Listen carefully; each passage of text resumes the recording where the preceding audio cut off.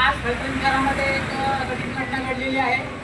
Hindustan हार्डवेअरचे Patel group यांच्यावर थोडीसे दमदाटी देऊ आणि वरच्या शिव्या देऊन घटना घडलेली आहे आणि व्यापाऱ्यांना दहशत माजवण्याचा जो प्रयत्न केलेला आहे त्यामुळे फलटण शहरातील सर्वच व्यापाऱ्यांमध्ये भीतीचे वातावरण आहे। तर तुम्ही 2 दिवसापूर्वी सुद्धा शंकर मार्केट या ठिकाणी हिरणमाळे बंधूंवर असाच हल्ला झाला होता, त्यामुळे सुद्धा व्यापाऱ्यांमध्ये भीतीचे वातावरण आहे। तर या दोन्ही घटनांच्या प्रादुर्भावाने शहरामध्ये शांतता राखण्यासाठी आणि पोलिसांनी कारवाई करण्यासंदर्भात हे निवेदन देण्यासाठी आम्ही सर्व व्यापारी इथे जमलेलो आहोत। तर त्यामध्ये पोलीस प्रशासनाने मुख्य भूमिका बजावावी आणि व्यापाऱ्यांमध्ये शांततेचं वातावरण आणि बाजारपेठ फलटणची कशी सुरळीत चालेल यासाठी प्रयत्न करावे। घडलेली आहे शंकर मार्केटमध्ये हिरणवळे बंधूंना अगदी किरकोळ कारणावरून मारहाण झाली आणि ती अत्यंत गंभीर आहे, ज्यामध्ये त्यांचा जीव गेला असता। एक खुनाचा प्रयत्न अशा पद्धतीची ही घटना फलटणमध्ये प्रथमच इतक्या प्रभावीपणे राबवली गेली त्या गुंडांकडून। त्याच्यानंतर थोडंसं त्यांना आपले सामाजिक कार्यकर्ते व्यापारी यांनी एकत्र येऊन त्याच्याशी पोलीस स्टेशन बरोबर समन्वय साधून त्या गोष्टीची दाहकता त्यांना सांगितली आणि त्याच्यावर कारवाई करण्यासाठी विनंती केली।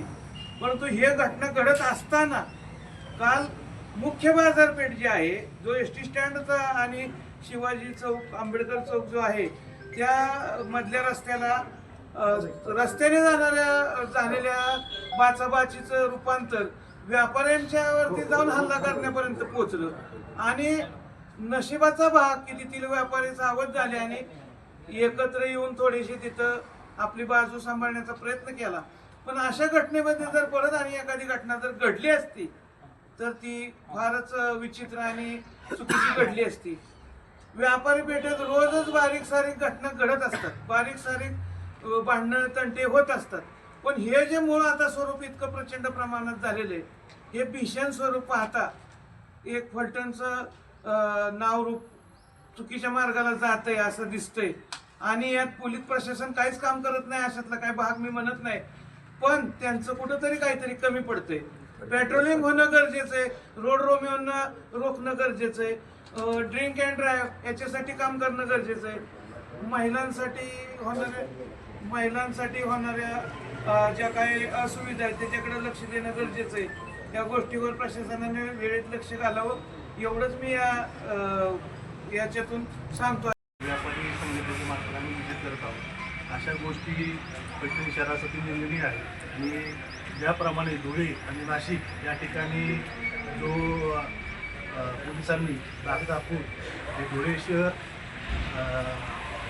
धुळ्यामध्ये जी घटना घडल्या जी भिंड काढली ती भिंड फलटणमध्ये या लोकांची काढावी अशी माझी विनंती। परवा दिवशी ज्यावेळेस हिरणवाळे कुटुंबियावर हल्ला झाला तो हल्ला निश्चितच प्राणघातक स्वरूपाचा हल्ला होता, म्हणून शंकर मार्केट लोक मंडळ आणि त्या ठिकाणच्या काही खाजगी लोक मंडळांनी एकत्र येऊन भूमिका घेतल्यानंतर त्या भागातला नगरसेवक तर माझ्या घरात माझ्या मुलीकडे असल्याने मी त्या भागाचा प्रतिनिधी या जनतेनिमित्त आल्यानंतर साहेबांना विनंती केली होती की साहेब यामध्ये झालेला हल्ला हा प्राणघातक हल्ला आहे, त्यामुळे त्याला कुठलीही छोटी कलम न लावता त्याला दहशत बसेल अशा पद्धतीने नवीन कायद्यातील 118(1)(2) नुसार त्याच्यावर प्राणघातक हल्ला करणे हे कलम लावावी। साहेबांचं त्याबाबत मी निश्चितपणे कौतुक करेन की साहेबांनी एका दिवसात ज्या आरोपींची नावं आम्हालाही माहीत नव्हती ती नावं त्यांनी निष्पन्न करून हिरणवाळे कुटुंबियांच्या हल्ल्याच्या बाबत मी सांगतोय निष्पन्न करून त्यातली माझ्या माहितीप्रमाणे 3 अटकेत आहेत, 2 अटकेत आहेत। जे बिलो एज येत आहेत ते बिलो एजवाल्यांसाठीचं सुद्धा अटक केलं जाणार आहे। थोडक्यातच बोलतो साहेब, नाही तुम्ही बोला थांबलोय।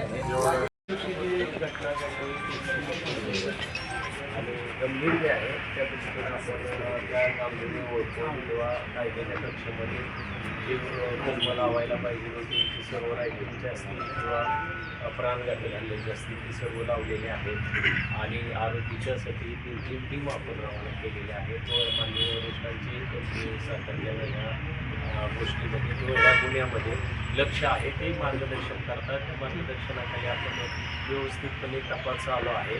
त्यामध्ये अजून फरार आहेत नाही असं नाही, परंतु त्यांच्या मार्गावर निश्चितपणे आहे आपण आणि ते लवकरच अटक होती. त्याच्यामध्ये कुठल्याही अल्पवयीन असो किंवा मेजर असो कायद्याच्या चौकटीत जी आहे ते अगदी कठोरपणे केलं जाईल आणि त्यानंतर ही जी प्रतिबंधक कारवाई आहे त्या ठिकाणी आहे ती सुद्धा एकदम कठोरपणे राबवली जाईल. आपण मागच्याच 15 दिवसामध्ये 2 आरोपी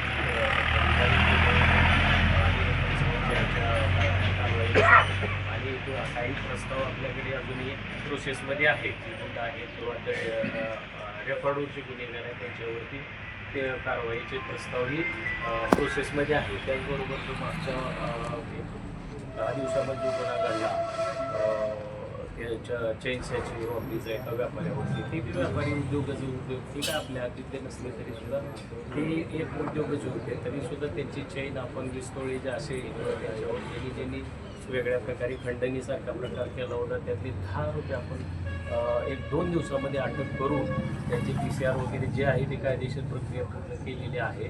त्यांच्यावरही चांगल्या प्रकारे त्यामध्ये रेकॉर्डवरती गुन्हेगार आहेत. आता ह्याच्यामध्येही काय रेकॉर्डवरचे आहेत त्या पद्धतीनेच त्यांना ट्रीट केलं जाईल. आणि कालचा जो प्रकार झाला तोही आरोपीला आपण तात्काळ 10-15 मिनिटामध्येच आपल्या गुन्हे शोध पथकाच्या अंमलदारांनी आणून जी कायदेशीर प्रक्रिया आहे त्याच्यामध्ये करतोय आपण त्यांच्यावरती. व्यापारी बांधवांनी त्याप्रमाणे तक्रार आपण सांगितल्याप्रमाणे दिलेली आहे. तर येथून पुढेही अगदी बरोबर आहे, तुमच्या अपेक्षा आहेत त्या अपेक्षेला निश्चितपणे पोलीस प्रशासन उतरेल आणि त्या पद्धतीनं आपण करतोय. बाईक पेट्रोलिंग वगैरे सायंकाळी आमचं असतंय, सकाळची नाकाबंदी असते. त्याचबरोबर आम्ही स्वतःही फिल्डवर राहून आम्ही 2-4 दिवसापासून ज्या आवाज करणाऱ्या गाड्या आहेत किंवा सायलेन्सरच्या गाड्या आहेत ते सुद्धा आपण आणतोय, कारवाई करतोय. त्याची एक सविस्तर प्रेस नोटही आपण जारी करणार आहोत.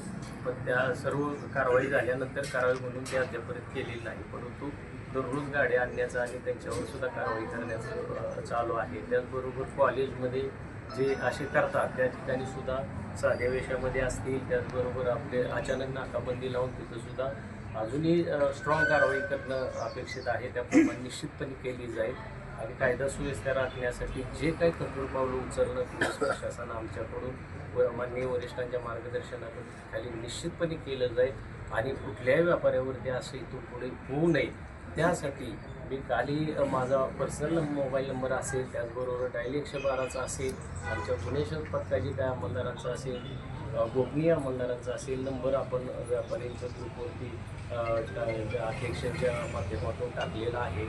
त्यांनी कधी काय होतं 112ला लागत नाही कधी, त्यामुळं विविध पर्याय उपलब्ध असावेत.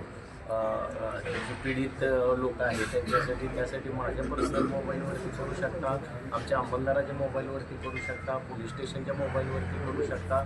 अशा पद्धतीने लवकरात लवकर आपल्याला जर घटनेची माहिती मिळाली तर त्या ठिकाणी आपल्याला लवकर प्रतिसाद देता येईल, रिॲक्शन देता येईल आणि तात्काळ कारवाई करणं शक्य होईल. अशा पद्धतीचं कोऑर्डिनेशन माझ्या आणि व्यापारी बांधवामध्ये घेऊया आणि स्वतः मी आपल्याला बाईक पेट्रोलिंग करताना अजून ॲक्टिव्हपणे त्यामध्ये हे करूया आणि तुम्हाला इथून पुढे असे कुठलेही गुन्हे घडू नयेत त्या दृष्टीने जेवढे काही प्रतिबंधात्मक होण्याच्या अगोदरच जे करता येईल ते 100% माझ्याकडून होईल आणि आपल्या सर्वांच्या सहकार्याबद्दल धन्यवाद.